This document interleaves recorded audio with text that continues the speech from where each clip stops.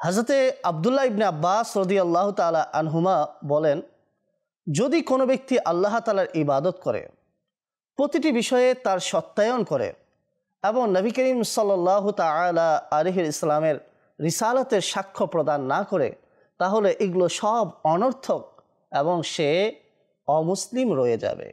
অর্থাৎ সে যেভাবে অমুসলিম ছিল অমুসলিমই থাকবে। এভাবে যদি আমরা লক্ষ্য করি যে পবিত্র কোরআন কারীমের মধ্যে আল্লাহ সুবহানাহু ওয়া তাআলা নিজের বিষয়গুলোর সাথে আপন হাবিব সাল্লাল্লাহু আলাইহি ইসলামের আলোচনাও করেছেন। যেমন আমরা লক্ষ্য করলাম, মাইয়ুতি'র রাসূলা ফাকাদ আতা আল্লাহ, যে রসুলের আদেশ মান্য করলো সে আল্লাহ তাআলার আদেশ মান্য করলো। অনুরূপ আমরা জানতে পারি অন্য আয়াতের মাধ্যমে রাসূল করিম সাল্লাল্লাহু আলাইহি ইসলামের অবাধ্যতা পোষণ করা মূলত আল্লাহ তাআলার অবাধ্যতা পোষণ করা।